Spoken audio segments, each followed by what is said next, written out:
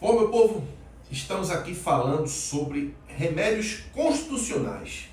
Eles estão aonde? Eles estão na nossa Carta Magna, na nossa Constituição, certo? Começando pelo habeas corpus, né, que está no artigo 5º, inciso 68. Mas não só temos o habeas corpus, temos o habeas corpus, temos o habeas datas, temos o mandado de segurança, temos o mandado de segurança coletivo, temos ação popular e temos o mandado de injunção, certo?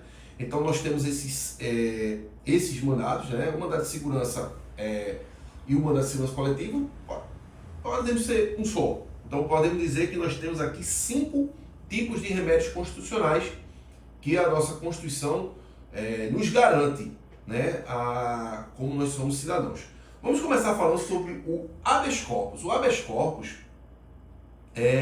nada mais é do que aquele remédio constitucional que a pessoa ela utiliza quando alguém sofre, né, uma restrição de liberdade ou achando que vai sofrer uma restrição de liberdade, né? Por exemplo, que aí a gente pode dizer que nessa restrição é uma violência à sua restrição de liberdade, uma coação, né, nessa sua liberdade. Então, assim, na iminência tanto na iminência como também no ato do abuso de poder, certo? Da ilegalidade do abuso de poder. Então, assim, ele deve ser feito ele tem que ser feito, né? Ele pode ser feito também por várias formas. Por exemplo, o habeas corpus ele pode ser feito pelo cidadão, né? Não é necessariamente feito um advogado. Claro que normalmente ele constitui um advogado para fazer, porque por questão de conhecimento jurídico, tudinho, mas ele não é necessário que tenha um advogado, né? Ele quer que aparece. O habeas corpus ele garante a liberdade, certo? Da pessoa. Ele é um meio de garantir a liberdade da pessoa. Ou seja, quem é que sofre o paciente da questão? É a pessoa que sofre a restrição da liberdade, certo? E aí o que acontece? Sempre é pessoa física, certo? Ou seja, a pessoa jurídica não sofre restrição de liberdade, portanto ela não é sujeito paciente, ela não é a pessoa que pode ser causa, né, de ação de habeas corpus. Ou seja, a pessoa física não tem restrição de liberdade, só quem tem é pessoa natural e nem animais, certo? Habeas corpus não é para animal, é só para pessoas, certo? Enfim, vamos lá, vamos ver aqui, certo? Quem é impetrante? O impetrante da questão, aí sim pode ser qualquer pessoa, certo? O impetrante do habeas corpus é qualquer pessoa, ou seja, nacional pode impetrar, estrangeiro pode impetrar, pessoa jurídica pode impetrar, pessoa física, certo? Ou seja, ele é solicitado, ele é pedido, ele é impetrado com o quê? Contra a autoridade coatora, que ela pode ser uma autoridade pública, ela pode ser um juiz, pode ser um delegado, pode ser um policial, certo? E também o hospital. Sim, o hospital. Você é o paciente está lá no hospital, né? Tem a alta médica e o hospital não quer liberar o paciente. Então você entra com ação de habeas corpus, certo? Solicitando que você tenha a sua liberdade restabelecida. Você pode ser também feito de forma de salvo-conduto, um habeas corpus de forma preventiva. Ou seja, quando você já vê que está na iminência de sofrer a ação, né, da sua coação da sua liberdade, você pode entrar com habeas corpus preventivo. Isso acontece muito, a gente já viu muito isso muitas vezes em questão de políticos, né? Na iminência de uma prisão, às vezes tem uma investigação que ele sabe que não, rapaz, a investigação pode vir a sofrer a minha liberdade de coação, né, da minha liberdade, e ele entra com o habeas corpus preventivo. Então ele pode se usar sim, o habeas corpus ele pode ser também preventivo. E também pode também ter o habeas corpus de maneira suspensiva, certo? Como é a questão da suspensivo? Houve a ordem de prisão e a pessoa não foi presa. Então, ou seja, a ordem de prisão, mas a polícia ainda não foi prender a pessoa não foi presa ainda. Ou seja, a pessoa pode entrar com o habeas corpus suspensivo, solicitando a sua restabelecimento da sua liberdade, mesmo ainda não tendo sido presa de fato, ela apenas estando com um mandado de prisão. Certo? No caso do STF, ele já julgou, né, ele já tem no STF, que se cabe sim a questão do habeas corpus até de forma coletiva. Né? É possível sim, de acordo com o STF, do habeas corpus de maneira coletiva. Certo? Ou seja, quando se busca a tutela, né, jurisdicional dos direitos de forma homogêneos, certo? Ou seja, não há relevância à circunstância de inexistir previsão constitucional a respeito. Ou seja,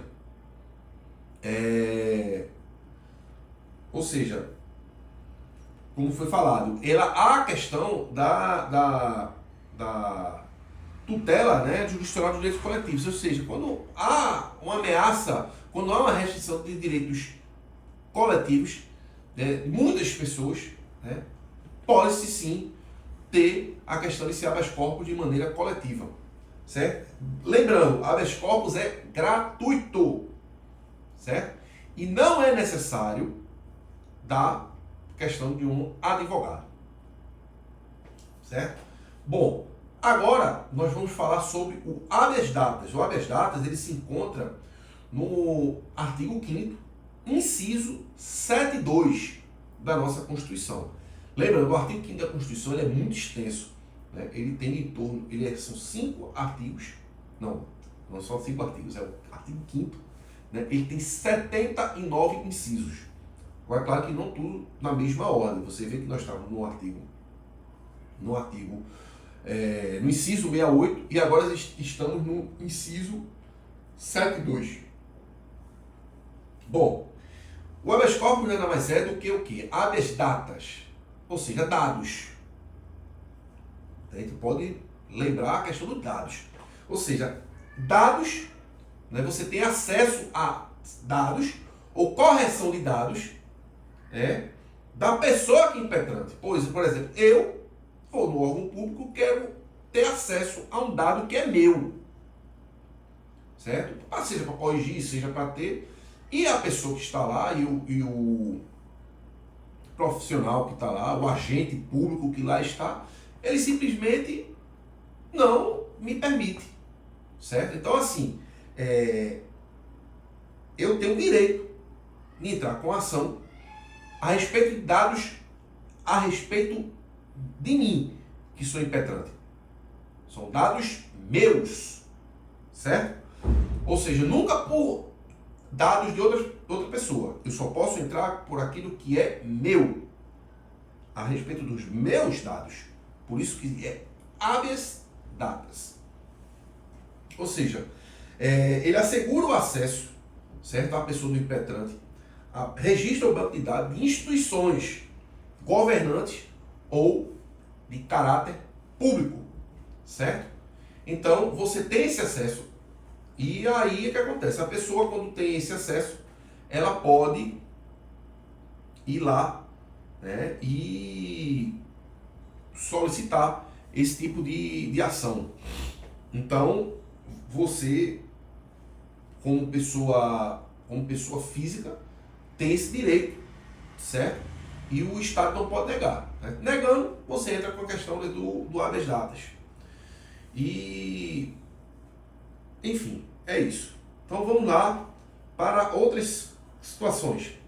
Ele também pode ser utilizado para retificação de dados, certo? Ou seja, quando não se prefira fazer por processo sigiloso judicial administrativo. Então, você pode ir lá retificar algum dado, certo? O que é retificar? É corrigir, né? Você vai lá, corrige algum dado seu, ou seja, ele vai assegurar a sua informação, o acesso à informação da pessoa do impetrante, sempre pessoa do impetrante, sempre você, a respeito de dados seu, certo? Ou seja, ele acessa, corrige, certo? Pode retificar, certo? Quando a pessoa não quer fazer por meio sigiloso, judicial, administrativo, certo? Então é isso. Vê se tem alguma mais informação aqui. Pronto. Então é basicamente isso é o que está no inciso. Estou simplesmente destrinchando o inciso para você, certo? A legitimidade passiva, né, ou seja, de quem é que sofre isso aí? Pessoa, né, pessoa física, pessoa jurídica também, ou seja, pessoa física ou jurídica, ou brasileiro ou estrangeiro, certo? Que queira ter acesso à questão aqui, que esteja no Brasil e que queira ter acesso a questão dos seus dados, seus bancos de dados, certo? Ou seja, ela não pode ser utilizada para conhecimento ou retificação de dados de terceiro. Por exemplo, eu não posso entrar para ter conhecimento, né, acesso para informações de outra pessoa, né? Como foi bem dito no começo aqui do inciso. Conhecimentos relativos à pessoa do impetrante, certo? Jamais de terceiros, certo? É gratuito, mas, contudo, todavia, precisa de advogado. Então, você já vê que no habeas corpus não é necessário o advogado. Já no habeas data é gratuito, mas precisa do advogado, certo? A questão a gente pode falar um pouco também sobre a jurisdição condicionada, né? Ou seja, o que significa isso? Há uma condição, ou seja, você só pode fazer o uso do habeas data após comprovada tentativa de acesso, correção de informações e a negativa ou omissão da autoridade. Ou seja, você tentou, você tem que provar, ou seja, você tem um dado seu que diga assim, não, eu tentei efetivar a minha informação, busquei informação a respeito, não consegui porque a autoridade omitiu ou ela não permitiu o seu acesso. Aí você pode sim entrar com habeas datas, né? Não é simplesmente, eu quero, vou na prefeitura procurar um dado meu, né, sobre sei lá, alguma informação na prefeitura. Aí eu entro com habeas. Não, você não vai entrar com habeas datas. Você vai ter que ir e ter uma omissão ou uma negativa da autoridade. Aí sim você pode entrar com o habeas data. Certo? Bom, agora vamos para o outro inciso. Agora vamos falar sobre o mandado de segurança, que está no artigo 5º também, certo? No inciso 64, certo? No inciso 64. E aí, vamos falar, não, 64 não, na verdade o inciso é 69.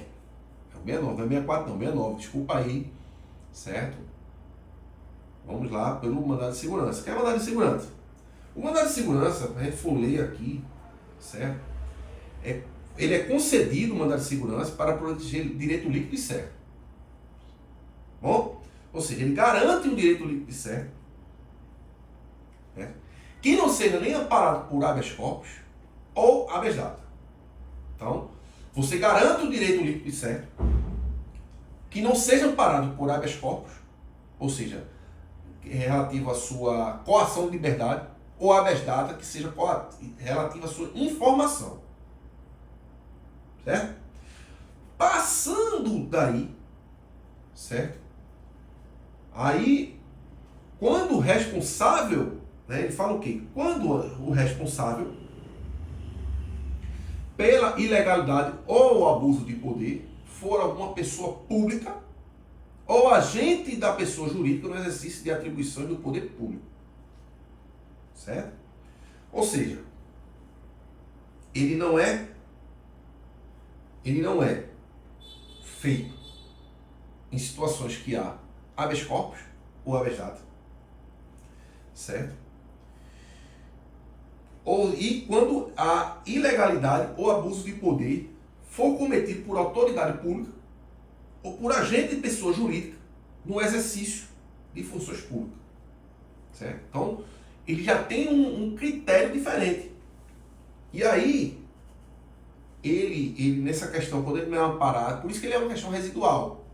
Certo? E também cabe lembrar que há um prazo decadencial de 120 dias. Ou seja, quando o interessado tiver conhecimento do oficial ato a ser impugnado, ou seja, você tem o conhecimento hoje de um ato que eu queira entrar com um mandado de segurança. Eu posso entrar? Posso entrar.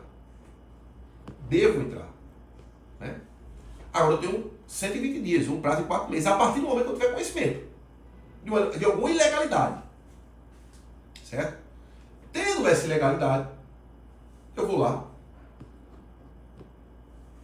e entro com esse mandado de, como eu posso dizer, esse mandado de segurança. Certo? Vamos ver mais coisas. Ele não é gratuito. Certo?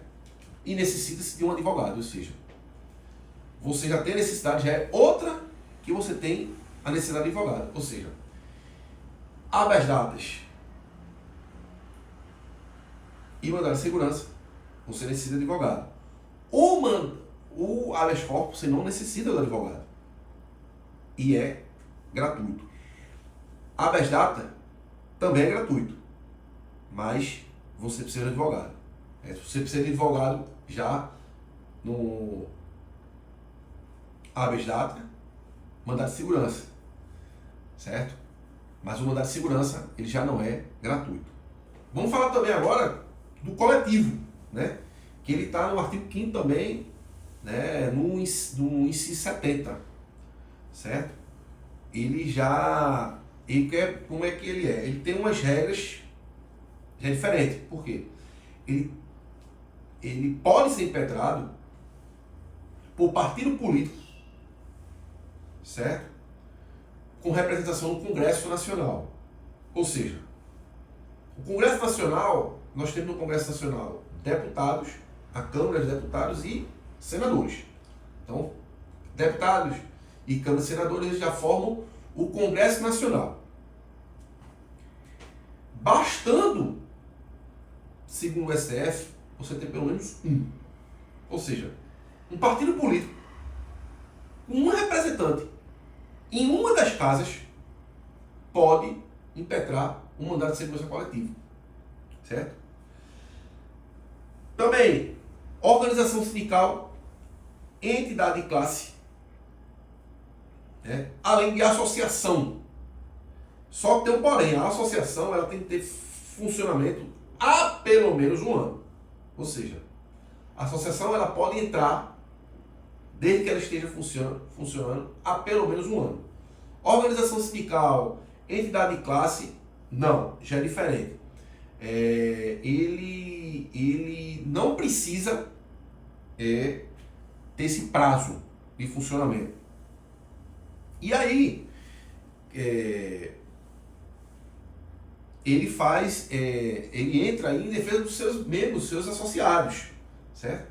Há uma súmula do STF que fala que a impetração em favor dos associados, na questão dos associados, ela independe de autorização deste. Ou seja, ela vai lutar pelo interesse dos seus associados, não importa a autorização, certo? Não precisa a autorização deles.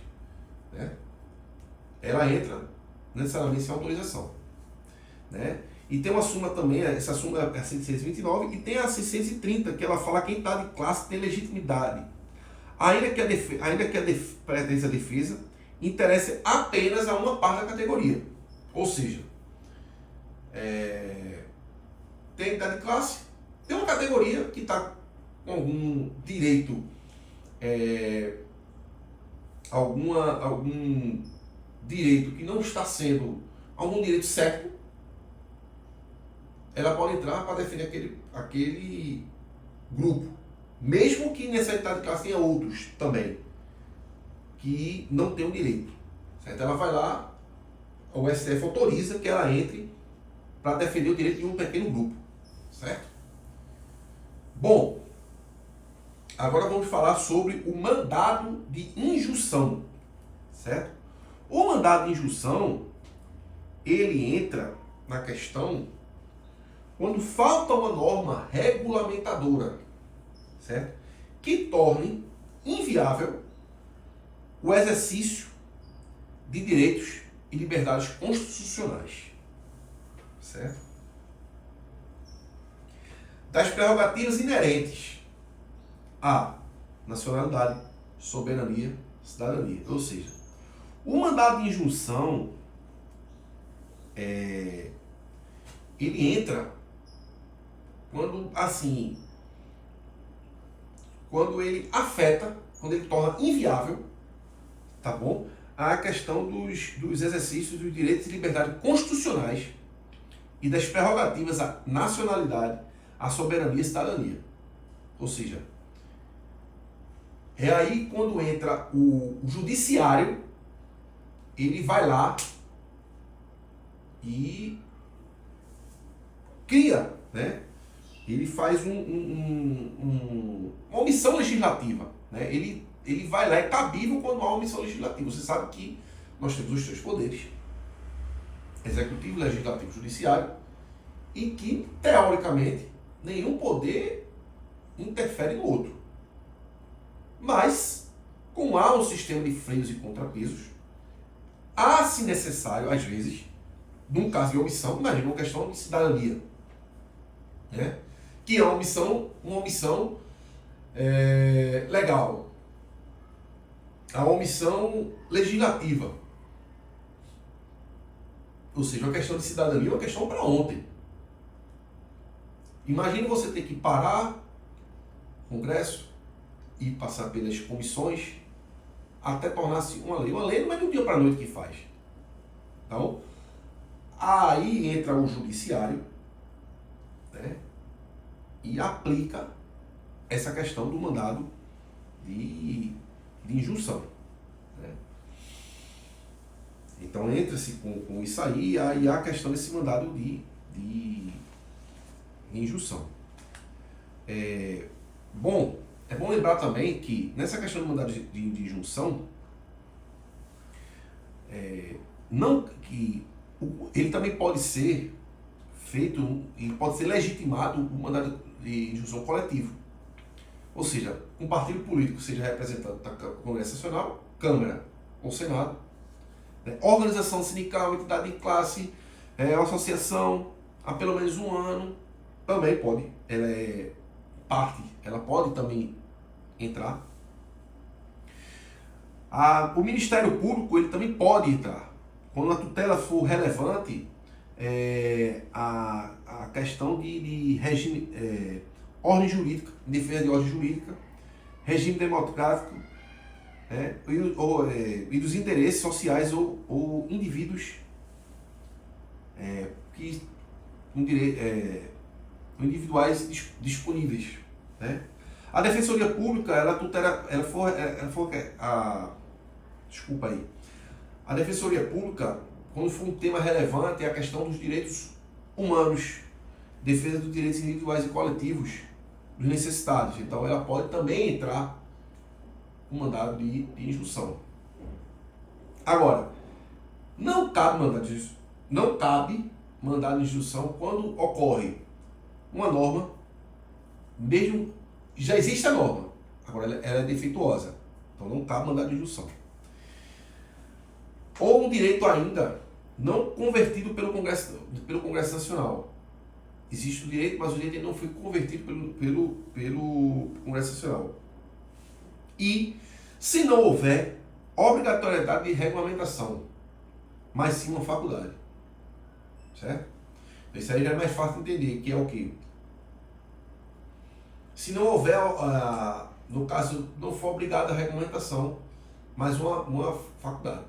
Se existir a obrigação de ter uma lei, e ela obrigatoriamente, essa lei, ela precisa ser aplicada, e ela não foi aplicada, pode sentar com o mandado de instrução, desde que o mandado de instrução torne inviável, né, o exercício de direitos e liberdades constitucionais da prerrogativas inerentes à nacionalidade, soberania e cidadania.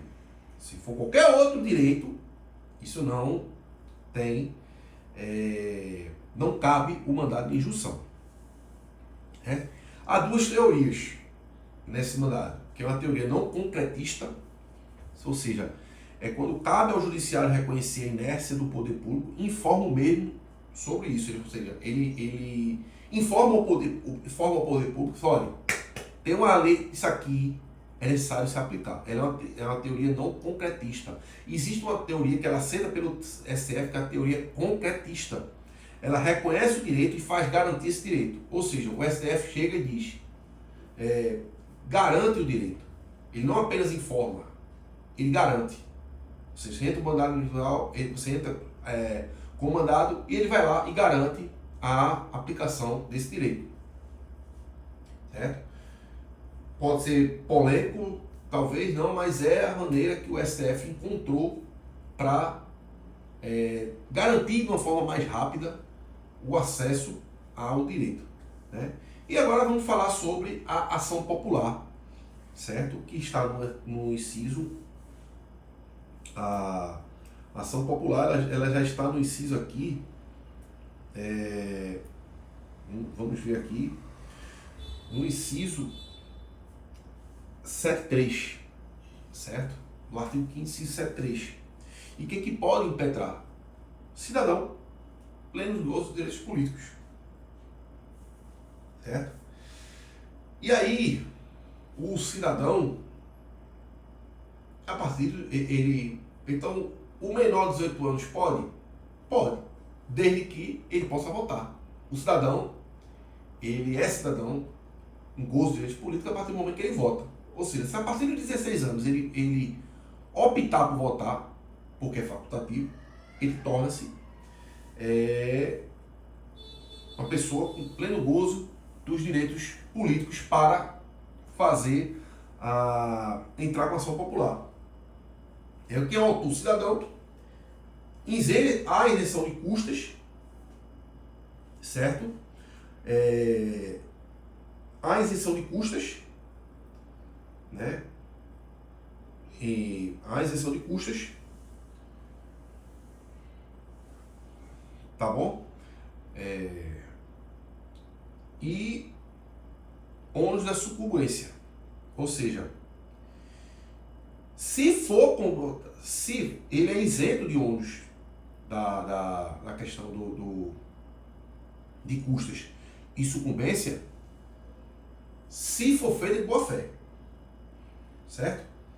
Se tiver má fé, ele vai ter que arcar com, podemos dizer assim, o prejuízo da situação. E aí, qual é a finalidade? A finalidade da ação popular é anular um ato lesivo ao patrimônio público, certo? Da entidade que o Estado participe, certo? A moralidade administrativa, ou seja, é um ato lesivo ao patrimônio público, certo?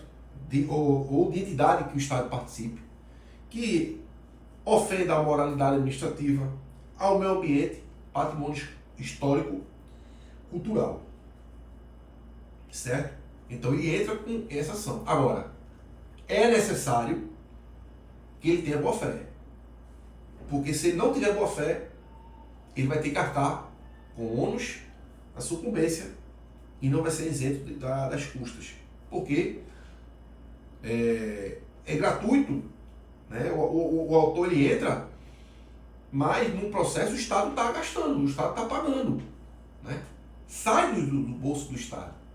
Mas nesse caso não. Caso ele entre e comprove boa-fé, é tudo isento. Certo? E aqui, antes de um acidente, meu Deus. O Ministério Público, onde é que o Ministério Público entra? Ele pode entrar? Não. O Ministério Público não pode entrar com ação popular. Ela é do cidadão. Agora, ele atua como? Como fiscal da lei. O Ministério Público ele atua sempre como fiscal da lei. Então, ele vai ver a questão da legalidade, ele vai opinar sobre suas razões, daquilo ali ser procedente, daquilo ali ser improcedente. A função do Ministério Público é essa. Ou ele pode dar continuidade na ação, caso haja deficiência do autor ou o autor abandone a causa. Certo? Ele vendo que há legalidade, mas o autor deixou para lá, ele dá prosseguimento. Isso aí ele pode fazer, ele pode persistir, certo? E aí a gente vê já a questão, quem é que pode sofrer a ação popular? Quem é o sujeito passivo da ação popular? São todas as pessoas jurídicas, certo? Das quais o ato ou contrato lesivo foi praticado. Ou seja, ele fez um contrato com o Estado, e aí houve uma lesão nisso aí. E aí também pode ser as autoridades, administradores, servidores e empregados públicos que participaram ou participaram do ato, do contrato lesivo, ou que se omitiram, ou que permitiu a lesão na questão do direito, né? Que, como foi citado, que foi um ato ao patrimônio público, entidade que o Estado participe, questão de moralidade, meio ambiente e patrimônio histórico e cultural. Então você já vê que já é outra parte. Certo? E todos os beneficiários do direito do contrato lesivo. Certo? Então, eles são os sujeitos que sofrem a ação. Segundo o STF, né, não cabe ação popular contra ato de conteúdo jurisdicional, ou seja, decisão judicial. Certo? Então, a questão da ação popular é sobre a questão administrativa do poder público. Decisão judicial, não. Decisão judicial já é outra esfera. Se você não está satisfeita, você entra com outro tipo de ação. Mas não se tem ação popular contra decisão judicial. Espero que tenham gostado do que eu coloquei aqui, certo? Desculpem os erros e estou aqui para passar conhecimento. E os erros que nós cometemos são normais, acontecem e vamos trabalhar para cada vez mais não fazê-los e ir corrigindo aos poucos. Mas espero que tenham gostado e curtam, comentem, compartilhem, que conhecimento bom é conhecimento compartilhado.